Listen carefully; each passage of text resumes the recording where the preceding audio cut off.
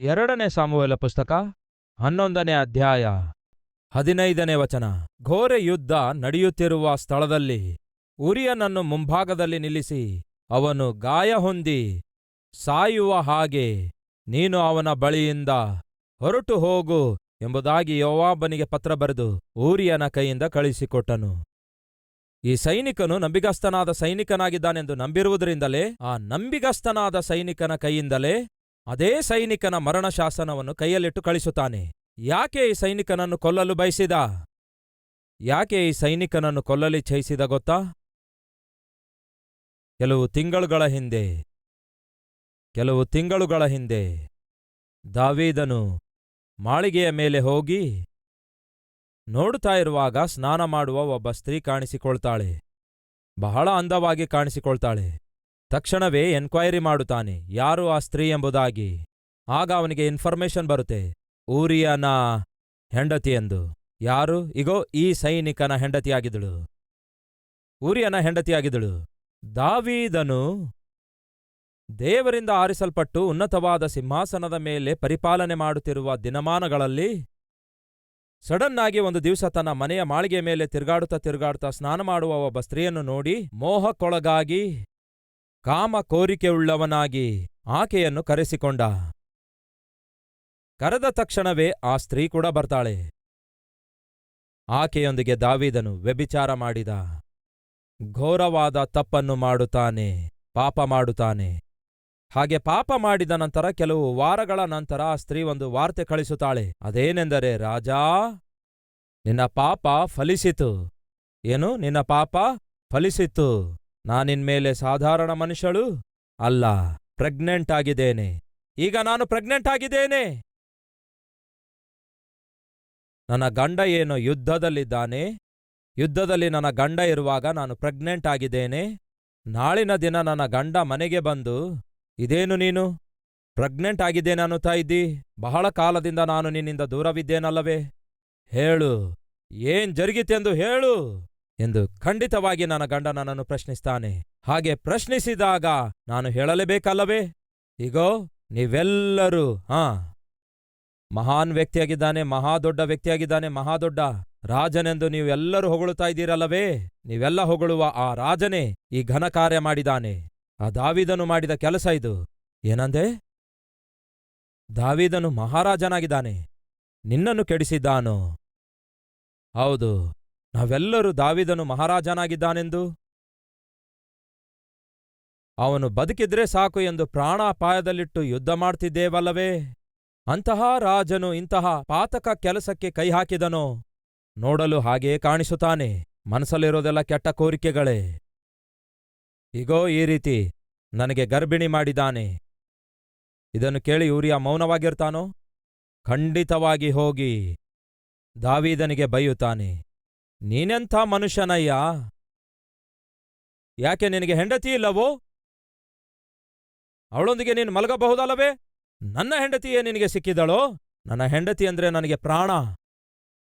ಅವಳಿಗೆ ಪ್ರೀತಿಸಿ ಮದುವೆ ಮಾಡಿಕೊಂಡಿದ್ದೇನೆ. ಅವಳಂದ್ರೆ ನನಗೆ ಪಂಚಪ್ರಾಣ. ಅಷ್ಟೊಂದು ಪ್ರೀತಿಸಿದ ನನ್ನ ಹೆಂಡತಿಯೇ ಬೇಕಾಗಿದ್ದಳ ನಿನಗೆ, ಪಾಪಿಷ್ಟನೇ? ಎಂಥ ಮನುಷ್ಯನು ನೀನು ಎಂದು ಹೋಗಿ ಉಗಿಯುತ್ತಾ ಇದ್ದ. ದಾವೀದನಿಗೆ ಅರ್ಥವಾಯಿತು, ಒಂದು ವೇಳೆ ಊರಿಯ ಯುದ್ಧದಿಂದ ಬಂದು ಹೆಂಡತಿಯೊಂದಿಗೆ ಸ್ವಲ್ಪ 1 ದಿವಸವಾಗಲಿ 2 ದಿವಸ ಆಗಲಿ 3 ದಿವಸವಾಗಲಿ ಕಾಲ ಕಳೆಯುವುದಾದರೆ, ನಾಳಿನ ದಿನ ಯುದ್ಧ ಮುಗಿದ ನಂತರ ಹೆಂಡತಿ, ನೋಡ್ರಿ, ನಾನಿನ್ಮೇಲೆ ಸಾಧಾರಣ ಮನುಷ್ಯಳಲ್ಲ, ನಾನು ಗರ್ಭಿಣಿ ಎಂದು ಹೇಳಿದ್ದೇ ಆದರೆ, ಊರಿಯ ಅಂದುಕೊಳ್ತಾ ಇದ್ದ ಯುದ್ಧದ ಮಧ್ಯದಲ್ಲಿ ಬಂದಿದ್ದೇನಲ್ಲವೇ, ಹೆಂಡತಿಯೊಂದಿಗೆ ಕೂಡಿದ್ದೇನಲ್ಲವೇ, ಫಲಿತವಾಗಿ ಗರ್ಭಿಣಿಯಾಗಿದ್ದಾಳೆ ಬಿಡು ಎಂದು ಭಾವಿಸಿಕೊಂಡು ಇರುವ ವಾಸ್ತವವನ್ನು ಕೇಳುವವನಾಗಿರ್ತಿರಲಿಲ್ಲ ಎನ್ನುವಂಥದ್ದು ದಾವೀದನ ಒಂದು ಕೆಟ್ಟ ಆಲೋಚನೆಯಾಗಿತ್ತು. ಅವನು ತಿಂಗಳುಗಳವರೆಗೂ ಹೆಂಡತಿಯಿಂದ ದೂರ ಇದ್ದಾಗ ಆಕೆ ಗರ್ಭಿಣಿಯಾಗಿದ್ದಾಳೆ ಅನ್ನುವುದಾದರೆ ಖಂಡಿತವಾಗಿ ಪ್ರಶ್ನಿಸುತ್ತಾನೆ, ನಾನು 6 ತಿಂಗಳು ನಿನ್ನಿಂದ ದೂರ ಇದ್ರೆ ನೀನು 3 ತಿಂಗಳು ಗರ್ಭಿಣಿ ಹೇಗಾದೆ? ಇರೋ ವಿಷ ಹೇಳು ಎಂದು ಗದರಿಸುತ್ತಾನೆ. ಹಾಗೆ ಗದರಿಸಲಾರದೆ ಇರಬೇಕಾದ್ರೆ, ತಪ್ಪು ಸಿಕ್ಕಾಕೊಳ್ಳದೆ ಇರಬೇಕಾದ್ರೆ ಏನ್ ಮಾಡಬೇಕು? ಮಧ್ಯದಲ್ಲಿ ಉರಿಯನನ್ನು ಆಕೆಯ ಬಳಿಗೆ ಕಳಿಸುವುದಾದರೆ ಒಂದು ಅಭಿಪ್ರಾಯಕ್ಕೆ ಬರುತ್ತಾನೆ. ಅದೇನೆಂದರೆ, ಮಧ್ಯದಲ್ಲಿ ನಾನು ಬರ್ತಾ ಇದ್ದೇನಲ್ಲವೇ, ಅದಕ್ಕಾಗಿಯೇ ಅವಳು ಪ್ರೆಗ್ನೆಂಟ್ ಆಗಿದ್ದಾಳೆ.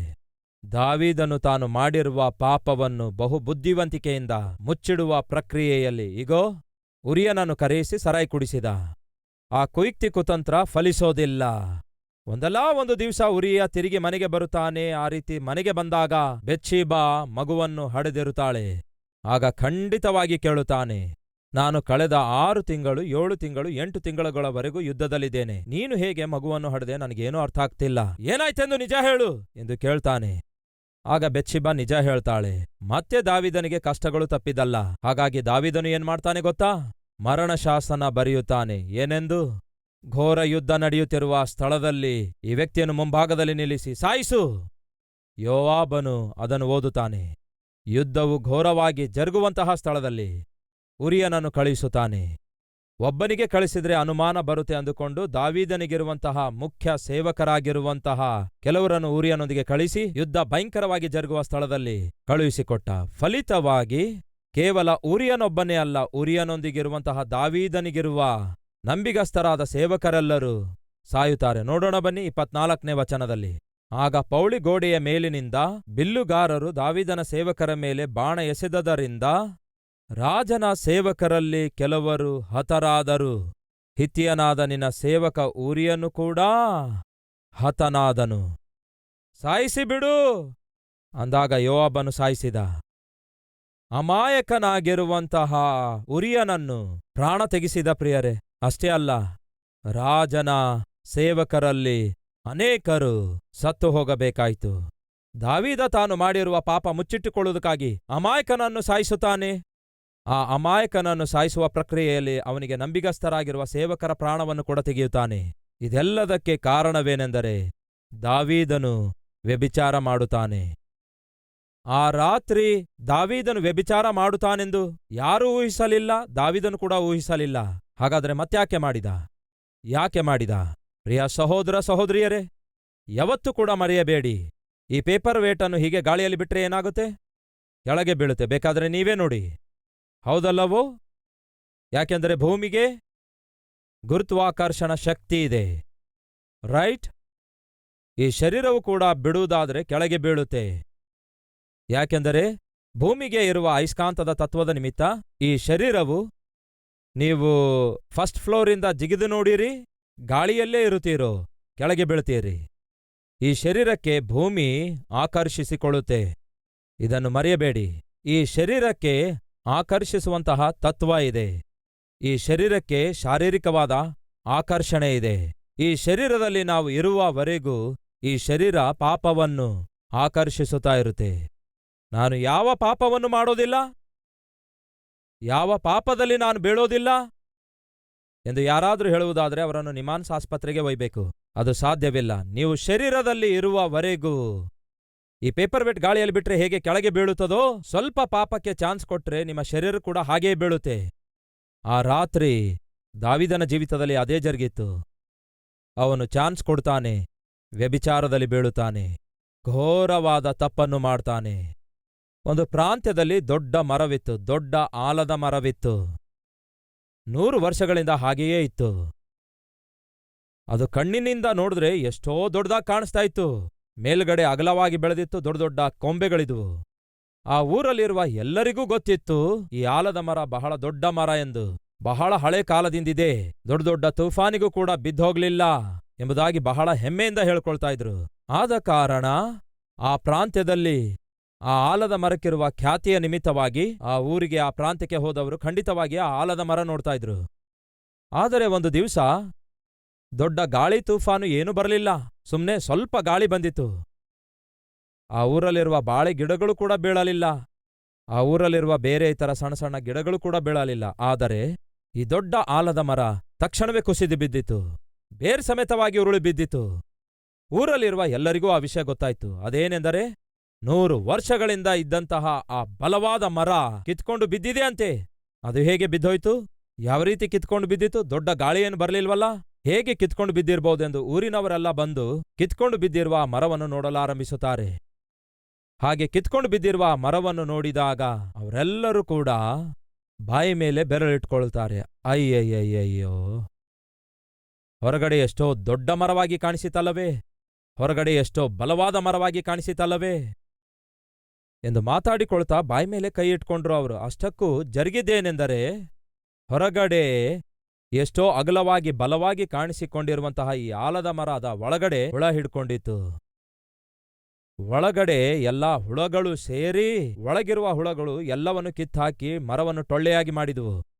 ಹೊರಗೆ ಎಷ್ಟೋ ಬಲವಾಗಿ ಕಾಣಿಸಿಕೊಂಡ್ರು ಕೂಡ ಒಳಗೆ ಹುಳ ಹತ್ಕೊಂಡಿರುತ್ತೆ, ಆದ್ರೆ ಯಾರಿಗೂ ಗೊತ್ತಾಗಲ್ಲ. ಹತ್ಕೊಂಡಿರುವ ಆ ಹುಳಗಳು ಏನ್ ಮಾಡಿದುವು ಗೊತ್ತಾ? ಒಳಗಡೆ ಇರುವಂತಹ ಆ ಆಲದ ಮರದ ಸಾರವನ್ನೆಲ್ಲ ಪೂರ್ತಿಯಾಗಿ ತಿಂದಾಕಿದುವು. ಒಳಗಡೆ ಇರೋದೆಲ್ಲ ಟೊಳ್ಳೆ, ಹೊರಗಡೆ ಮಾತ್ರ ದೊಡ್ಡ ಆಕಾರ. ಸಣ್ಣ ಗಾಳಿ ಬಂದಿದ್ದಕ್ಕೆ ಕಿತ್ಕೊಂಡು ಬಿದ್ದೋಯ್ತು.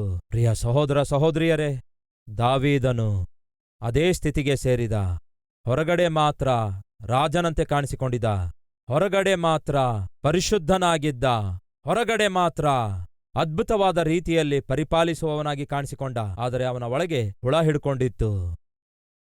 ಅಂದರೆ ಒಳಗಡೆ ಪಾಪ ಸೇರಿಕೊಂಡಿತು, ಒಳಗಡೆ ಕಾಮ ಕೋರಿಕೆ ಸೇರಿಕೊಂಡಿದ್ವು. ದಾವೀದನು ಒಂದು ದಿನಕ್ಕೆ 3 ಸಾರಿ ಪ್ರಾರ್ಥನೆ ಮಾಡುವವನಾಗಿದ್ದ.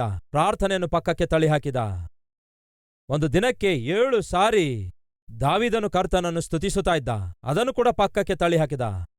ದೇವರ ಸನ್ನಿಧಿಗೆ ಎಷ್ಟೋ ತವಕಪಟ್ಟವನು, ಎಷ್ಟೋ ಇಷ್ಟಪಟ್ಟವನಾಗಿದ್ದನು.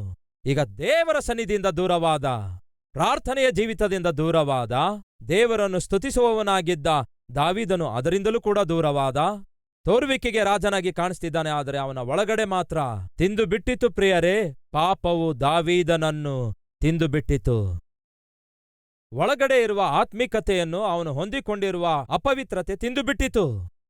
ಒಳಗಡೆ ಅವನ ಆತ್ಮಿಕತೆಯನ್ನು ಅಪವಿತ್ರತೆ ತಿಂದು ಬಿಟ್ಟಿರುವುದರಿಂದಲೇ ಸ್ನಾನ ಮಾಡುವಾಗ ಒಬ್ಬ ಸ್ತ್ರೀ ಕಾಣಿಸಿಕೊಂಡಾಗ ಅವನ ಕಣ್ಣು ತಿರುಗಿಸಿಕೊಳ್ಳಲಿಕ್ಕಾಗಲಿಲ್ಲ, ನೋಟ ತಿರುಗಿಸಿಕೊಳ್ಳಲಿಕ್ಕಾಗಲಿಲ್ಲ. ಛೀಚಿ, ಸ್ನಾನ ಮಾಡುವ ಸ್ತ್ರೀಯನ್ನು ನಾನ್ಯಾಕೆ ನೋಡಬೇಕು? ನಾನು ದೇವರ ಮಗುವಲ್ಲವೋ, ನಾನು ಪರಿಶುದ್ಧನಲ್ಲವೋ ಎಂದು ಹೇಳಿ ಅಲ್ಲಿಂದ ಹೊರಟೋಗಬೇಕಿತ್ತು. ಅಲ್ಲಿಂದ ಹೋಗ್ಲಿಕ್ಕಾಗಲಿಲ್ಲ. ಯಾಕೆ ಗೊತ್ತಾ? ಒಳಗಡೆ ಬಲಹೀನನಾಗುತ್ತಾನೆ. ಆಕೆಯನ್ನು ಹಾಗೆಯೇ ನೋಡ್ತಾ ನಿಂತ. ಈ ದಿನ ನಮ್ಮ ಮಧ್ಯೆಯೂ ಅಂಥವರಿಲ್ಲ ಅಂತೀರಾ? ತೋರುವಿಕೆಗೆ ನೀವು ಎಷ್ಟೋ ಒಳ್ಳೆ ಆತ್ಮಿಕನಾಗಿ ಕಾಣಿಸ್ತೀರಿ, ಆತ್ಮಿಕಳಾಗಿ ಕಾಣಿಸುತ್ತೀರಿ, ಪರಿಶುದ್ಧನಾಗಿ ಕಾಣಿಸುತ್ತೀರಿ, ಪರಮ ಪರಿಶುದ್ಧನಾಗಿ ಕಾಣಿಸುತ್ತೀರಿ. ಆದರೆ ವಾಸ್ತವದಲ್ಲಿ ಒಳಗಡೆ ನೀವು ಖಾಲಿಯಾಗಿದ್ದೀರಿ. ನಿಮ್ಮ ಅಂತರ್ಯದಲ್ಲಿ, ನಿಮ್ಮ ಹೃದಯದಲ್ಲಿ, ನಿಮ್ಮ ಮನಸ್ಸಿನಲ್ಲಿ ಪರಿಶುದ್ಧತೆ ಕಣ್ಮರೆಯಾಗಿದೆ, ಪವಿತ್ರತೆ ಕಣ್ಮರೆಯಾಗಿದೆ. ನಟಿಸುತ್ತಾ ಇದ್ದೀರಿ. ಕೇವಲ ಈ ದಿನ ನೀವು ಆತ್ಮಿಕರಂತೆ ನಟಿಸುತ್ತಾ ಇದ್ದೀರಿ. ಯಾಕೆಂದರೆ ಆತ್ಮಿಕತೆ ಇಲ್ಲದಕ್ಕಾಗಿ. ಪರಿಶುದ್ಧನಂತೆ ನಟಿಸುತ್ತಾ ಇದ್ದೀರಿ, ಯಾಕೆಂದರೆ ಪರಿಶುದ್ಧತೆ ನಿಮ್ಮೊಳಗೆ ಕಣ್ಮರೆಯಾಗಿದೆ. ಪ್ರಾರ್ಥಿಸುವವರ ಹಾಗೆ ನಟಿಸುತ್ತಾ ಇದ್ದೀರಿ, ಯಾಕೆಂದರೆ ನೀವು ಪ್ರಾರ್ಥಿಸುವುದನ್ನು ಬಿಟ್ಟು ಬಿಟ್ಟದ್ದರಿಂದ. ಒಳ್ಳೆಯವರಂತೆ ನಟಿಸುತ್ತಾ ಇದ್ದೀರಿ, ಯಾಕೆಂದರೆ ಒಳ್ಳೆಯತನವನ್ನು ನೀವು ಸಮಾಧಿ ಮಾಡಿಬಿಟ್ಟಿದ್ದೀರಿ. ಈ ದಿನ ನಮ್ಮಲ್ಲಿ ಯಾರೇ ಆಗಲಿ ನಟಿಸುತ್ತಾ ಇರುವುದಾದರೆ ನಿಮ್ಮೊಳಗಡೆ ಆತ್ಮಿಕತೆ ನಾಶವಾಗಿರುವುದರಿಂದಲೇ. ದಾವೀದನು ನಟಿಸುತ್ತಾ ಇದ್ದಾನೆ, ಆತ್ಮಿಕನಂತೆ ನಟಿಸುತ್ತಿದ್ದಾನೆ, ಪರಿಶುದ್ಧನಂತೆ ನಟಿಸುತ್ತಿದ್ದಾನೆ, ಕರ್ತನ ಮಗುವಾಗಿ ಒಬ್ಬ ರಾಜನಾಗಿ ನಟಿಸುತ್ತಿದ್ದಾನೆ. ಆದರೆ ಅವನ ಒಳಗೆ ಕೆಟ್ಟ ಕೆಟ್ಟ ಕೋರಿಕೆಗಳು ಸೇರಿಕೊಂಡವು. ಆತ್ಮಿಕತೆಯೆಲ್ಲ ಅಡಗಿಸಲ್ಪಟ್ಟಿತು, ಪರಿಶುದ್ಧತೆಯೆಲ್ಲ ಹಾಳಾಗಿ ಹೋಯಿತು. ಎಷ್ಟರ ಮಟ್ಟಿಗೆ ಹಾಳಾಯ್ತು ಗೊತ್ತಾ? ಒಬ್ಬ ಅಂದವಾಗಿರುವ ಹುಡುಗಿಯನ್ನು, ಸ್ತ್ರೀಯನ್ನು ನೋಡಿದಾಗ ಎನ್ಕ್ವೈರಿ ಮಾಡಿಸುತ್ತಾನೆ. ಎನ್ಕ್ವೈರಿಯಲ್ಲಿ ಗೊತ್ತಾದದ್ದೇನೆಂದರೆ, ಅಯ್ಯ, ಆಕೆ ಮದುವೆ ಮಾಡಿಕೊಳ್ಳಲಾರದ ಕನ್ನಿಕೆಯೇನಲ್ಲ, ಮದುವೆಯಾದ ಸ್ತ್ರೀಯಾಗಿದ್ದಾಳೆ. ಅದರಲ್ಲೂ ನಮ್ಮ ಸೈನ್ಯದಲ್ಲಿ ಬಹು ನಂಬಿಗಸ್ತನಾಗಿರುವಂತಹ ಊರಿಯ ಎಂಬಾತನ ಹೆಂಡತಿಯಾಗಿದ್ದಾಳೆ. ಅಷ್ಟೇ ಅಲ್ಲ ರಾಜ, ಯಾವಾಗಲೂ ನಿನ್ನ ಪಕ್ಕದಲ್ಲಿ ಅಹಿತೋಫೇಲನು ಎಂಬ ಒಬ್ಬ ಮಂತ್ರಿ ಇದ್ದಾನಲ್ಲವೇ, ಆ ಮಂತ್ರಿಯ ಮೊಮ್ಮಗಳಾಗಿದ್ದಾಳೆ. ಸರಿ, ಯಾರಾದ್ರೆ ನನಗೇನು? ನನ್ನ ಕೋರಿಕೆ ತೀರಿದ್ರೆ ಸಾಕು, ಅದು ಸಂಗತಿ. ಮದುವೆಯಾಗಿರುವ ಸ್ತ್ರೀಯಾಗಿದ್ರೆ ನನಗೇನು? ಪರಪುರುಷನ ಹೆಂಡತಿಯಾದ್ರೆ ನನಗೇನು? ನನ್ನ ಪರಿಚಯಸ್ಥ ವ್ಯಕ್ತಿಯ ಮೊಮ್ಮಗಳಾಗಿದ್ರೆ ನನಗೇನು? ನನ್ನ ಕೋರಿಕೆ ತೀರಿದ್ರೆ ಸಾಕು. ಇದು ಪಶುಪ್ರಾಯವಾಗಿದೆ, ಇದೇ ಪಶುಪ್ರಾಯವಾಗಿದೆ. ಇದೀರಾ ನಮ್ಮ ಮಧ್ಯ ಅಂಥವ್ರ್ಯಾರಾದ್ರೂ? ಕುಟುಂಬ ಒಡೆದೋಗುತ್ತೆ ಎಂದು ಗೊತ್ತಿದ್ರೂ ಕೂಡ ಕೋರಿಕೆ ತೀರಿಸಿಕೊಳ್ಳಬೇಕನ್ನುತ್ತೀರಿ. ಬಂಧುಗಳು ದೂರವಾಗಿ ಸಂಬಂಧ ನಾಶವಾಗ್ತದೆ ಎಂದು ಗೊತ್ತಿದ್ರೂ ಕೂಡ ಪರವಾಗಿಲ್ಲ, ನನ್ನ ಕೋರಿಕೆ ತೀರಿದ್ರೆ ಸಾಕು ಅನ್ನುತ್ತೀರಿ. ಸಾಕ್ಷಿ ಹಾಳಾಗ್ತದೆ ಅಂದ್ರೆ ಹೋದ್ರೆ ಹೋಗ್ಲಿ, ಸೇವೆ ಸರ್ವನಾಶ ಆಗತ್ತೆ ಆದ್ರೆ ಆಗ್ಲಿ, ನನ್ನ ಕೋರಿಕೆ ತೀರಿದ್ರೆ ಸಾಕನ್ನುತ್ತೀರಿ. ಪ್ರಪಂಚದಲ್ಲಿ ಒಂದು ಟಿವಿ ಚಾನಲ್ ಕ್ರೈಸ್ತಿಯ ಟಿವಿ ಚಾನಲ್ ಇದ್ದಕ್ಕಿದ್ದಂತೆ ಉನ್ನತವಾದ ಸ್ಥಾನಕ್ಕೆ ಸೇರಿತು. ಆ ಟಿವಿ ಚಾನಲ್ ಈ ವಾಕ್ಯ ಕೇಳುವವರಲ್ಲಿ ಬಹುಶಃ 80% ಆದರೂ ನೋಡಿರ್ತೀರಿ. ಅದು ಇಂಗ್ಲಿಷ್ ಟಿವಿ ಚಾನಲ್ ಆಗಿದೆ, ಕ್ರೈಸ್ತಿಯ ಟಿವಿ ಚಾನಲ್ ಆಗಿದೆ, ಬಹಳ ಫೇಮಸ್ ಆಗಿದೆ. ಇಬ್ಬರು ಯೌವನಸ್ಥರು ಅದನ್ನು ಸ್ಟಾರ್ಟ್ ಮಾಡಿದ್ರು. ಆ ಇಬ್ಬರು ಯೌವನಸ್ಥರು ಅದನ್ನು ಸ್ಟಾರ್ಟ್ ಮಾಡಿದ ನಂತರ ಬಹಳ ಕಡಿಮೆ ಸಮಯದಲ್ಲಿಯೇ ಆ ಟಿವಿ ಚಾನಲ್ ಪ್ರಪಂಚದಾದ್ಯಂತ ಯೇಸುಕ್ರಿಸ್ತನ ಕುರಿತಾದ ಸತ್ಯ ಸುವಾರ್ತೆಯನ್ನು ಅದ್ಭುತವಾಗಿ ಪ್ರಸಾರ ಮಾಡಲು ಆರಂಭಿಸಿದ್ರು. ಬಹು ಶಕ್ತಿಯುತವಾದ ಚಾನಲ್ ಆಗಿ ಅದು ಅವತರಿಸಿತು. ಸಡನ್ ಆಗಿ ಕೇಳಬಾರದ ವಾರ್ತೆ ಕೇಳಬೇಕಾಯ್ತು. ಅದೇನೆಂದರೆ, ಆ ಟಿವಿ ಚಾನಲ್ ಪ್ರಾರಂಭಿಸಿದಂತಹ ಆ ಗಂಡ ಆ ಟಿವಿ ಚಾನಲಿನ ಕೆಲಸದ ನಿಮಿತ್ತವಾಗಿ ಇತರ ದೇಶಕ್ಕೆ ಹೋದಾಗ ಒಂದು ಹುಡುಗಿ ಪರಿಚಯವಾದಳು. ಆ ಪರಿಚಯ ಕೊನೆಗೆ ಪ್ರಣಯವಾಗಿ ಮಾರ್ಪಟ್ಟಿತು. ಇಲ್ಲಿ ಹೆಂಡತಿಯೊಂದಿಗಿರ್ತಾನೆ, ಟಿವಿ ಚಾನಲ್ ಕೆಲಸ ನೋಡ್ಕೊಳ್ತಾನೆ, ಮತ್ತೆ ಟಿವಿ ಚಾನಲ್ ಕೆಲಸ ಇದೆ ಅಂತ ಹೇಳಿ ವಿದೇಶಕ್ಕೆ ಹೋಗ್ತಾ ಇದ್ದ. ಅಲ್ಲಿ ಹೋಗಿ ಆಕೆಯೊಂದಿಗೆ ಸಂಸಾರ ಮಾಡಲು ಆರಂಭಿಸಿದ. ಇದು ಕೆಲವು ದಿನಗಳಾದ ಮೇಲೆ ಬಯಲಾಯಿತು. ಆ ಟಿವಿ ಚಾನಲ್ನಲ್ಲಿ ಕೆಲಸ ಮಾಡುವ ಅಧಿಕಾರಿಗಳು, ಆ ಟಿವಿ ಚಾನಲ್ಗೆ ಆರ್ಥಿಕವಾಗಿ ಸಹಾಯ ಮಾಡುವ ಹಿರಿಯರು ಆ ವ್ಯಕ್ತಿಯೊಂದಿಗೆ ಮಾತಾಡಿ, ಅಯ್ಯ, ಇದು ಇಷ್ಟು ದೊಡ್ಡ ಟಿವಿ ಚಾನಲ್ ಆಗಿದೆ, ಇಷ್ಟು ದೊಡ್ಡ ಸೇವೆಯಾಗಿದೆ, ಇಡೀ ಪ್ರಪಂಚಕ್ಕೆ ಸುವಾರ್ತೆಯನ್ನು ತಲುಪಿಸುವಂತಹ ದೊಡ್ಡ ಸೇವೆಯಾಗಿದೆ. ನಿನ್ನನ್ನು ನಿನ್ನ ಹೆಂಡತಿಯನ್ನು ದೇವರು ಆರಿಸಿಕೊಂಡು ಇಂತಹ ದೊಡ್ಡ ಸೇವೆಯನ್ನು ಕೊಟ್ಟಿದ್ದಾರೆ. ನೀನೇನೋ ಅಕ್ರಮ ಸಂಬಂಧ ಇಟ್ಟುಕೊಂಡಿದ್ದೀ. ಹಾಗೆ ಅಕ್ರಮ ಸಂಬಂಧ ಇಟ್ಟುಕೊಂಡು ಈ ಸೇವೆ ಹೇಗೆ ನಡೆಸುತ್ತೀ? ಅಕ್ರಮ ಸಂಬಂಧ ಇಟ್ಕೊಂಡು ನಿನ್ನ ಹೆಂಡತಿಗೆ ನಿನ್ನ ಮಕ್ಕಳಿಗೆ ಹೇಗೆ ಮಾದರಿಯಾಗಿರುತ್ತೀ? ನೀನು ಏನ್ ಮಾಡಬೇಕನ್ನುತ್ತಾ ಇದ್ದೀ ಎಂದು ಅವರಿಗೆ ಪ್ರಶ್ನಿಸಿದಾಗ ಆ ವ್ಯಕ್ತಿ ಏನು ಹೇಳ್ದ ಗೊತ್ತಾ? ಅವನ ಕೈಯಲ್ಲಿರುವ ಲ್ಯಾಪ್ಟಾಪ್ ಬ್ಯಾಗ್ ಅನ್ನು ತೆಗೆದುಕೊಂಡ, ಅದನ್ನು ಹಿಡ್ಕೊಳ್ಳುತ್ತಾನೆ. ನೀವೆಲ್ಲ ಕೇಳಿದ್ದೀರಲ್ಲವೇ? ನಾನೇನ್ ಮಾಡ್ಲಿಕ್ಕಿದ್ದೇನೆಂದು ಕೇಳಿದ್ದೀರಲ್ಲವೇ? ಎಲ್ಲರಿಗೂ ಹೇಳ್ತಿದ್ದೇನೆ ಕೇಳಿ. ಈ ಚಾನಲನ್ನು ಬಿಟ್ಟು ಬಿಡ್ತಿದ್ದೇನೆ, ನನ್ನ ಹೆಂಡತಿಯನ್ನು ಬಿಟ್ಟು ಬಿಡ್ತಿದ್ದೇನೆ, ನನ್ನ ಮಕ್ಕಳನ್ನು ಬಿಟ್ಟು ಬಿಡ್ತಿದ್ದೇನೆ, ಆ ಹುಡುಗಿ ಬಳಿಗೆ ಹೋಗ್ತಿದ್ದೇನೆ, ಗುಡ್ ಬಾಯ್ ಎಂದು ಹೇಳಿ ಹೊರಟೋದ ಪ್ರಿಯರೇ. ಇದು ಎಂಥ ಕಾಲ ಹೇಳಿರಿ? ಹೋಗೋ ಕಾಲ ಆಗಿದೆ. ಪ್ರಪಂಚವನ್ನೇ ಪ್ರಭಾವ ಬೀರಿರುವಂತಹ ಒಂದು ಇಂಟರ್ನ್ಯಾಷನಲ್ ಟಿವಿ ಚಾನಲ್ ಅನ್ನು ಸ್ಥಾಪಿಸಿದ. ಬಹಳ ದೊಡ್ಡದಾಗಿ ಸಾಕ್ಷಿ ಹೇಳ್ತಾ ಇದ್ರು, ಬಹಳ ದೊಡ್ಡದಾಗಿ ಟಿವಿಯಲ್ಲಿ ಮಾತಾಡ್ತಾ ಇದ್ರು. ಅವರು ಅವರ ಹೆಂಡತಿ ಸೇರಿ ಪ್ರಪಂಚವನ್ನೇ ಕದಲಿಸುವಷ್ಟರ ಮಟ್ಟಿಗೆ ಸೇವೆ ಮಾಡಿದ್ರು. ಆದರೆ ಎಲ್ಲೋ ಒಂದು ಮೂಲೆಯಲ್ಲಿ ಒಬ್ಬ ಸ್ತ್ರೀ ಪರಿಚಯವಾದಳಂತೆ. ಆ ಪರಿಚಯವನ್ನು ಜಯಿಸ್ಲಿಕ್ಕಾಗ್ಲಿಲ್ವಂತೆ. ಆ ಪರಿಚಯ ಕೊನೆಗೆ ಪಾಪವಾಗಿ ಮಾರ್ಪಟ್ಟಿತಂತೆ. ಕೊನೆಗೆ ಅದು ಯಾವ ಮಟ್ಟಕ್ಕೆ ಕೊಂಡೊಯ್ತು ಗೊತ್ತಾ? ಮತ್ತೆ ನಿಮ್ಮ ಚಾನೆಲ್ ಸಂಗತಿ ಏನು ಅಂದಾಗ, ನನಗೆ ಇದು ಬೇಕಾಗಿಲ್ಲ, ಮತ್ತೆ ಸೇವೆ ಸಂಗತಿಯನ್ನು ನನಗೆ ಅವಶ್ಯಕತೆ ಇಲ್ಲ ಅಂದ. ಮತ್ತೆ ನಾಶವಾಗುತ್ತಿರುವ ಆತ್ಮಗಳ ಸಂಗತಿಯನ್ನು ಯಾರಿಗೆ ಬೇಕು ಅಂದ. ಮತ್ತೆ ನೀನು ಕಟ್ಕೊಂಡಿರುವ ಹೆಂಡತಿ ಮಕ್ಕಳು ಅವರು ಕೂಡ ನನಗೆ ಬೇಕಿಲ್ಲ ಅಂದ. ಮತ್ತೆ ಏನ್ ಮಾಡಬೇಕನ್ನುತ್ತಾ ಇದ್ದೀ ಎಂದು ಕೇಳಿದ್ರೆ ಅವಳೇ ಬೇಕಂದ. ಎಂತ ಹೋಗೋ ಕಾಲ ನೋಡಿ. ಆ ಟಿವಿ ಚಾನಲ್ ಈ ದಿನ ಪೂರ್ತಿಯಾಗಿ ನಿಂತೋಯ್ತು ಪ್ರಿಯರೇ. ಒಂದು ದಿನ ಅದೇ ಟಿವಿ ಚಾನಲಿನ ಪ್ರೆಸಿಡೆಂಟ್ ಜೊತೆ ನಾನು ಕೂತ್ಕೊಂಡು ಮಾತಾಡ್ತಿರುವಾಗ, ನೀವು ಆ ಟಿವಿ ಚಾನಲಲ್ಲಿ ಸಂದೇಶ ಕೊಟ್ರೆ ಚೆನ್ನಾಗಿರುತ್ತೆ, ನೀವು ಇದರಲ್ಲಿ ವಾಕ್ಯ ಸಾರಿದ್ರೆ ಚೆನ್ನಾಗಿರುತ್ತೆ ಎಂದು ಕೇಳ್ತಾ ಇರುವಾಗ ನನಗೊಂಥರ ಪ್ರಶ್ನಾರ್ಥಕವಾಗಿ ಅನಿಸಿತು. ಒಮ್ಮೆ ಈ ಚಾನಲ್ ಎಷ್ಟು ಅದ್ಭುತವಾದ ಚಾನಲ್ ಆಗಿತ್ತು. ಆದರೆ ಈ ದಿನ ಆ ಟಿವಿ ಚಾನಲ್ ಅಲ್ಲ ಕಲ್ಲೋಲವಾಯಿತು. ಕಾರಣ ಗೊತ್ತಾ? ಕಾಮ, ಅಕ್ರಮ ಸಂಬಂಧ. ಇದ್ದೀರಾ ಈ ದಿನ ನಮ್ಮ ಮಧ್ಯೆ ಯಾರಾದ್ರೂ? ದಾವೀದನು ಯಾವತ್ತೂ ಅಂದುಕೊಳ್ಳಲಿಲ್ಲ ತನ್ನ ಜೀವಿತದಲ್ಲಿ ವ್ಯಭಿಚಾರ ಮಾಡುತ್ತಾನೆ ಎಂದು. ಯಾಕೆಂದರೆ ಕುರಿ ಮೇಯಿಸುವಾಗ ಒಬ್ಬ ಹುಡುಗನಾಗಿರುವಾಗಲೇ ಅವನು ಹುಡುಗಿಯರ ತಂಟೆಗೆ ಹೋಗಲಿಲ್ಲ. ಬೇರೆ ಯಾವ ವಿಷಯದಲ್ಲಿಯೂ ಕ್ಯಾರೆಕ್ಟರ್ ಡಿಫೆಕ್ಟ್ ಇಲ್ಲ, ಬೇರೆ ಎಲ್ಲಿಯೂ ತಪ್ಪು ಮಾಡಲಿಲ್ಲ. ಆದರೆ ಎಲ್ಲಿ ತಪ್ಪು ಮಾಡಿದ ಗೊತ್ತಾ? ರಾಜನಾಗಿ ಉನ್ನತವಾದ ಸ್ಥಾನಕ್ಕೆ ಸೇರಿದ ನಂತರ ಅವನ ಒಳಗಡೆ ಪ್ರಾರ್ಥನೆ ಕಡಿಮೆಯಾದರೂ ಲಕ್ಷಿಸಲಿಲ್ಲ, ದೇವರ ಸನ್ನಿಧಿಯಿಂದ ದೂರ ಆದರೂ ಲಕ್ಷಿಸಲಿಲ್ಲ, ಕೀರ್ತನೆಗಾರನಾಗಿದ್ದು ಕೀರ್ತನೆ ಹಾಡುವುದನ್ನು ನಿಲ್ಲಿಸಿದ್ರೂ ಕೂಡ ಲಕ್ಷಿಸಲಿಲ್ಲ. ನಾನು ನನ್ನ ಒಳಗೆ ಬಲಹೀನವಾಗುತ್ತಾ ಇದ್ದೇನಲ್ಲವೇ ಎನ್ನುವಂತಹ ಕೂಗು ಅವನ ಅಂತರಾತ್ಮ ಕೊಟ್ಟರೂ ಕೂಡ ಲಕ್ಷಿಸಲಿಲ್ಲ. ಫಲಿತವಾಗಿ ಒಂದು ಬಲಹೀನವಾದ ಸಮಯದಲ್ಲಿ ಒಬ್ಬ ಸ್ತ್ರೀ ಅಂದವಾಗಿ ಕಾಣಿಸುತ್ತಾಳೆ. ಸ್ನಾನ ಮಾಡುತ್ತಿರುವಾಗ ಕೋರಿಕೆ ಸಹಿಸಲಾರದೆ ಆಕೆಯನ್ನು ಕರೆಸಿಕೊಳ್ಳುತ್ತಾನೆ, ವ್ಯಭಿಚಾರ ಮಾಡುತ್ತಾನೆ. ಹಾಗೆ ಮಾಡಿದ ವ್ಯಭಿಚಾರ ಮುಚ್ಚಿಟ್ಟುಕೊಳ್ಳುವ ಪ್ರಯತ್ನದಲ್ಲಿ ಉರಿಯ ಎಂಬ ಆಕೆಯ ಗಂಡನನ್ನು ಸಾಯಿಸುತ್ತಾನೆ, ಕೆಲವು ಸೇವಕರನ್ನು ಸಾಯಿಸುತ್ತಾನೆ. ಏನೂ ಗೊತ್ತಿಲ್ಲದವನಂತೆ, ಅಮಾಯಕನಂತೆ ಕೊನೆಗೆ ಬೆಚ್ಚಿಬಳನ್ನು ಕರೆಸಿ ಮದುವೆ ಮಾಡಿಕೊಳ್ತಾನೆ. ಲೋಕವೆಲ್ಲ ಅಂದುಕೊಳ್ಳುತ್ತೆ ಏನೆಂದರೆ ಯುದ್ಧದಲ್ಲಿ ಸತ್ತಿರುವ ಸೈನಿಕನ ಹೆಂಡತಿ ವಿಧವೆಯಾದಳು ಪಾಪ. ಹಾಗೆ ಒಬ್ಬಂಟಿಗಳಾಗಿರುವ ವಿಧವೆಯನ್ನು ದಾವೀದನು ಮಹಾರಾಜನಾಗಿ ದೊಡ್ಡ ಮನಸ್ಸಿನಿಂದ ಹೆಂಡತಿಯನ್ನಾಗಿ ಮಾಡಿಕೊಂಡ. ಓಹೋ ಎಂದು ಈ ರೀತಿ ಲೋಕವೆಲ್ಲ ಹೊಗಳಿಕೊಂಡಾಡಿತು. ಆದರೆ ವಾಸ್ತವವೆಲ್ಲ ಬೆಚ್ಚಿಬಳಿಗೆ ಗೊತ್ತಿತ್ತು. ದಾವೀದನಿಗೂ ಗೊತ್ತಿತ್ತು, ದಾವೀದನನ್ನು ದೇವರು ಭಯಂಕರವಾಗಿ ಶಿಕ್ಷಿಸುತ್ತಾರೆ. ಆ ರಾತ್ರಿಯಿಂದ ದಾವೀದನು ಸಾಯುವವರೆಗೂ ನರಕಯಾತನೆ ಅನುಭವಿಸುತ್ತಾನೆ. ದಾವೀದನ ಸ್ವಂತ ಮಗನೇ ದಾವೀದನಿಗೆ ವಿರುದ್ಧವಾಗಿ ಎದ್ದೇಳುತ್ತಾನೆ. ಅಬ್ಷಾಲೋಮ್ ಎಂಬಾತನು ದಾವೀದನ ಸ್ವಂತ ಮಗನೇ ದಾವೀದನನ್ನು ಸಿಂಹಾಸನದಿಂದ ಹೊರಗೆ ತಳ್ಳಿ ಹಾಕ್ತಾನೆ. ಸ್ವಂತ ಮಗನು, ದಾವೀದನ ಮಗನಾದ ಅಬ್ಷಾಲೋಮನು ದಾವೀದನ ಹೆಂಡತಿಯನ್ನು ಪಬ್ಲಿಕ್ ಆಗಿ ಕೆಡಿಸಿಬಿಡುತ್ತಾನೆ. ಅಂದರೆ ತಾಯಿಗೆ ಸಮಾನವಾದವಳನ್ನು ಪಬ್ಲಿಕ್ ಆಗಿ ಕೆಡಿಸಿಬಿಡುತ್ತಾನೆ. ಊರಿಗೆಲ್ಲ ಗೊತ್ತಾಗುತ್ತೆ ದಾವೀದನ ಮಗನು ದಾವೀದನ ಹೆಂಡತಿಯನ್ನು ಹಾಳು ಮಾಡಿದಾನೆಂಬುದಾಗಿ. ದಾವೀದನ ಸ್ವಂತ ಮಗನೇ ದಾವೀದನ ಮಗಳನ್ನು ರೇಪ್ ಮಾಡಿ ಬಿಡುತ್ತಾನೆ. ಊರಿಗೆಲ್ಲ ಗೊತ್ತಾಗುತ್ತೆ ದಾವೀದನ ಸ್ವಂತ ಮಗನೇ ತನ್ನ ತಂಗಿಯನ್ನೇ ಕೆಡಿಸಿಬಿಟ್ಟನೆಂಬುದಾಗಿ. ಹೀಗೆ ಒಂದಲ್ಲ ಪ್ರಿಯರೇ, ಒಂದಲ್ಲ, ದಾವೀದನ ಕುಟುಂಬದಲ್ಲಿ ಜರುಗಬಾರದ ಕಾರ್ಯಗಳು ಜರುಗಿದವು. ದಾವೀದನ ಜೀವಿತದಲ್ಲಿ ಜರುಗಬಾರದ ಸಂಘಟನೆಗಳು ಜರುಗಿದವು. ಪ್ರಾಣ ಹಿಡಿತದಲ್ಲಿಟ್ಟುಕೊಂಡು ಎಲ್ಲಿ ಅಬ್ಷಾಲೋಮನು ನನ್ನನ್ನು ಕೊಂದಾಕ್ತಾನೆ ಅಂದುಕೊಂಡು ದಾವೀದನು ಮತ್ತೆ ಅರಣ್ಯದಲ್ಲಿ ತಿರುಗಾಡಬೇಕಾಯಿತು. ಇದೆಲ್ಲದಕ್ಕೆ ಕಾರಣ ಗೊತ್ತಾ? ಅವನು ಮಾಡಿರುವ ಪಾಪದ ಫಲಿತಾಂಶ. ಅಹಿತೋಫೆಲನೆಂಬ ಮುಖ್ಯ ಮಂತ್ರಿಯಾಗಿದ್ದ ದಾವೀದನಿಗೆ ವಿರುದ್ಧವಾಗಿ ತಿರುಗಿಬಿದ್ದ. ಯೋವಾಬನು ದಾವೀದನ ಸೈನ್ಯಾಧಿಪತಿಯಾಗಿದ್ದ, ಅವನು ದಾವೀದನಿಗೆ ತಿರುಗಿಬಿದ್ದ. ಎಲ್ಲಿ ನೋಡಿದರೂ ಅವನಿಗೆ ಅನಾನುಕೂಲವಾದ ಪರಿಸ್ಥಿತಿಗಳೇ ಆವರಿಸಿದವು. ಅದಕ್ಕೆ ಕಾರಣ ಗೊತ್ತಾ? ದೇವರಿಗೆ ವ್ಯತಿರೇಕವಾಗಿ ಜೀವಿಸಿ ಅಪವಿತ್ರವಾದ ಕೆಲಸ ಮಾಡಿದ. ಆದರೆ ದಾವೀದನು ಕ್ಷಮಾಪಣೆ ಕೋರಿಕೊಂಡ. ದೇವರೇ, ನಾನು ಮಾಡಿದ್ದು ತಪ್ಪು, ನನ್ನನ್ನು ಮನ್ನಿಸು. ಹಿಮಕ್ಕಿಂತಲೂ ಬಿಳುಪಾಗಿ ನನ್ನ ಹೃದಯವನ್ನು ಶುದ್ಧೀಕರಿಸು. ಹಿಸ್ಸೋಪು ಚಿಗುರಿನಿಂದ ನನ್ನನ್ನು ತೊಳೆದೇವರೇ. 51ನೇ ಕೀರ್ತನೆ. ದಾವೀದನು ಕಣ್ಣೀರು ಸುರಿಸುತ್ತಾ, ಕೆಲವರು ಹೇಳ್ತಾರೆ ತನ್ನ ರಕ್ತದಿಂದ ಬರೆದ ಕೀರ್ತನೆಯಾಗಿದೆ ಎಂದು. ದಾವೀದನು ಮನಪೂರ್ವಕವಾಗಿ ಪಶ್ಚಾತ್ತಾಪ ಪಡ್ತಾನೆ. ಪಶ್ಚಾತ್ತಾಪ ಪಡುವುದು ಅಂದರೆ ಅರ್ಥವೇನು? ತಪ್ಪನ್ನು ಒಪ್ಪಿಕೊಳ್ಳುವುದು, ಅದನ್ನು ಬಿಟ್ಟು ಬಿಡುವುದು.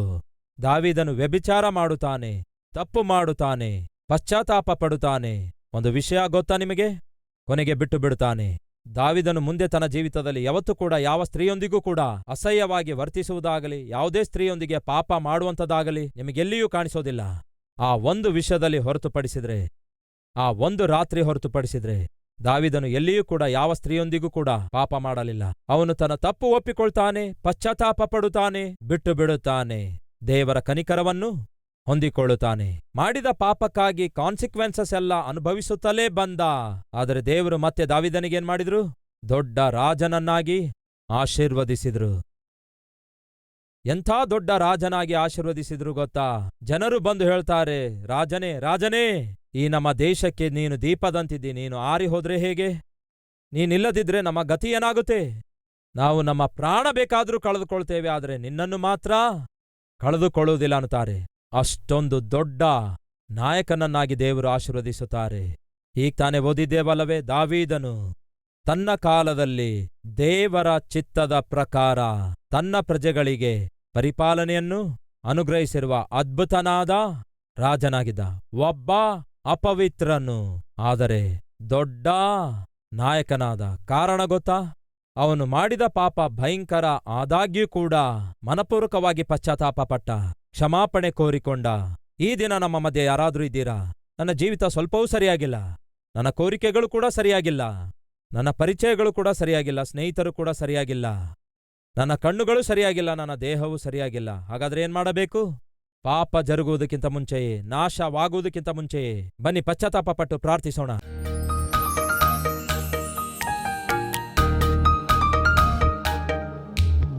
ಮಹಾಪರಿಶುದ್ಧನಾದ ಪ್ರೀತಿಯುಳ್ಳ ತಂದೆಯೇ, ನಟಿಸುವುದಕ್ಕಾಗಿ ಅಲ್ಲ ದೇವ್ರೆ, ನೀವು ನಮ್ಮನ್ನು ಕರೆದದ್ದು, ನೀವು ನಮ್ಮನ್ನು ರಕ್ಷಿಸಿರೋದು, ನಂಬಿಗಸ್ತಿಕೆಯಿಂದ ಜೀವಿಸುತ್ತೇವೆಂದು, ನಿಜವಾದ ಆತ್ಮಿಕರಾಗಿ ಜೀವಿಸುತ್ತೇವೆಂದು ಕಾಪಾಡಿದ್ರಿ. ಆದರೆ ಈ ದಿನ ನಮ್ಮಲ್ಲಿ ಅನೇಕರು ದೇವರೇ ನಂಬುವಂತೆ ಮಾಡಿ ನಟಿಸುತ್ತಾ ಇದ್ದಾರೆ. ಕಾರಣವೇನೆಂದರೆ ಅವರ ಒಳಗೆ ಹುಳ ಹಿಡ್ಕೊಂಡಿದೆ ದೇವರೇ. ಆತ್ಮಿಕ ಜೀವಿತ ಕೊಳೆತು ಹೋಗಿದೆ. ದಾವೀದನ ಜೀವಿತ ನೋಡಲು ಹೊರಗೆ ಬಲವಾಗಿ ಕಾಣಿಸಿಕೊಂಡ್ರೂ ಕೂಡ ಆಕಸ್ಮಿಕವಾಗಿ ಬಿದ್ದು ಹೋದ. ಅಂತಹ ಸ್ಥಿತಿಯಲ್ಲಿ ನಾವ್ಯಾರೂ ಇರಬಾರದು ದೇವರೇ. ಆಕಸ್ಮಿಕವಾಗಿ ನಮ್ಮಲ್ಲಿ ಯಾರು ಕೂಡ ಬೀಳುವಂಥವರಾಗಿರಬಾರದು. ಅಂತಹ ಸ್ಥಿತಿಯಲ್ಲಿ ಯಾರಾದ್ರೂ ಇರುವುದಾದ್ರೆ ಇದೇ ಕ್ಷಣ ಆ ಹೊಲಸನ್ನೆಲ್ಲ ತೆಗೆದು ಹಾಕಿರಿ, ಆ ಲೋಪವನ್ನೆಲ್ಲ ತೆಗೆದು ಹಾಕಿರಿ. ಒಳೊಳಗೆ ದೇವರೇ, ಎಲ್ಲಿ ನಾವು ಹಾಳಾಗುತ್ತಿದ್ದೇವೋ, ಎಲ್ಲಿ ನಾವು ಪತನವಾಗುತ್ತಿದ್ದೇವೋ, ಎಲ್ಲಿ ನಾವು ಬಲಹೀನವಾಗುತ್ತಿದ್ದೇವೋ, ಹೊರಗೆ ಯಾರ್ಯಾರು ಆತ್ಮಿಕರಂತೆ ತೋರಿಸಿಕೊಂಡು ಒಳಗೆ ಹಾಳಾಗುತ್ತಿದ್ದಾರೋ ಅಂಥವರನ್ನು ಈ ಸಮಯದಲ್ಲಿ ಬಿಡಿಸಿರಿ ದೇವರೇ. ದಾವೀದನಂಥವನೇ ಒಳಗಡೆ ಬಲಹೀನನಾದಾಗ ಬಿದ್ದು ಹೋದನಲ್ಲವೇ? ಘೋರವಾದ ದುಷ್ಕಾರ್ಯಕ್ಕೆ ಕೈ ಹಾಕಿದನಲ್ಲವೇ, ಅಪವಿತ್ರನಾಗಿ ಉಳ್ಕೊಂಡನಲ್ಲವೇ. ಆದರೆ ಅದೇ ದಾವೀದನು ಪಶ್ಚಾತ್ತಾಪಪಟ್ಟು ಪಾಪವನ್ನು ಬಿಟ್ಟು ಬಿಟ್ಟಾಗ ದೇವರೇ ಪರಿಪೂರ್ಣನಾದ ಪರಿಪಾಲಕನಾಗಿ ಹೆಚ್ಚಿಸಿದಿರಲ್ಲವೇ, ದೊಡ್ಡ ನಾಯಕನನ್ನಾಗಿ ಮಾಡಿದಿರಲ್ಲವೇ. ಹಾಗೆಯೇ ಈ ದಿನ ದೇವರೇ ಈ ವಾಕ್ಯದ ಮೂಲಕ ನಮ್ಮೆಲ್ಲರನ್ನು ಕೂಡ ಪರಿಪೂರ್ಣವಾಗಿ ಪರಿಶುದ್ಧಗೊಳಿಸಿ, ನಮ್ಮಲ್ಲಿರುವ ಪ್ರತಿ ಬಲಹೀನತೆಯಿಂದ ನಮ್ಮನ್ನು ಬಿಡಿಸಿ ದೇವರೇ ಬಹು ಜಾಗ್ರತೆಯಿಂದ ಜೀವಿಸಲು ನಮಗೆ ಸಹಾಯ ಮಾಡಿರೆಂದು ಯೇಸುವಿನ ನಾಮದಲ್ಲಿ ಬೇಡಿ ಹೊಂದಿದ್ದೇವೆ ತಂದೆಯೇ, ಆಮೆನ್.